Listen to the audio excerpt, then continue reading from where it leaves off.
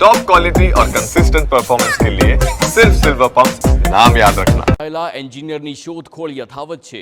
Police BSF તેમજ સ્થાનિકોની મદદથી રણ વિસ્તારમાં શોધખોળ હાથ ધરવામાં આવી છે।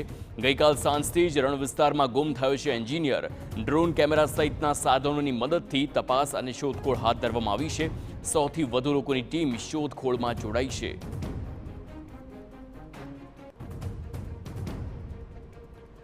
જે પ્રમાણે હાલ કચ્છમાં એન્જિનિયર ગુમ થયો હોય ને ત્યારબાદ ડ્રોન કેમેરાની મદદ લેવામાં આવી છે, અત્યાધુનિક સાધનોની પણ મદદ લેવામાં આવી છે, પરંતુ હજી સુધી એન્જિનિયર નથી મળી આવ્યો। સવાલ અનેક થઈ રહ્યા છે, આખરે તે ગુમ થયો તો થયો ક્યાં?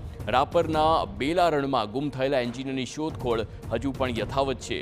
પોલીસ બીએસએફ તેમજ સ્થાનિકોની મદદ પણ લેવામાં આવી રહી છે અને શોધખોળને સતત આગળ વધારવામાં આવી રહી છે, પરંતુ ચોંકાવનારી વાત એ છે કે હજી સુધી ગઈકાલ સાંજથી જે એન્જિનિયર ગુમ થયો હતો તે હજુ સુધી નથી મળી રહ્યો। આખરે સવાલ એ છે કે તે ગયો તો ગયો ક્યાં? શું કોઈ અનિચ્છનીય ઘટના બની છે કે કોઈ અન્ય કારણ છે? તેને લઈને પણ હાલ 100થી વધુ લોકોની ટીમ શોધખોળમાં જોડાઈ હોય તે સમાચાર સામે આવ્યા છે। ફરી એકવાર જણાવીએ, કચ્છના રાપરના બેલા રણની આ ઘટના છે જ્યાં ગુમ થયેલા એન્જિનિયરની શોધખોળ હાથ ધરવામાં આવી રહી છે।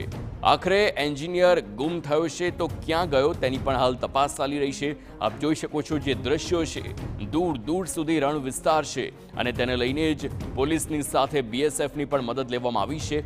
અત્યાધુનિક ટેકનોલોજીની પણ મદદથી તેને શોધવાની જે કામગીરી છે તે હાથ ધરવામાં આવી છે।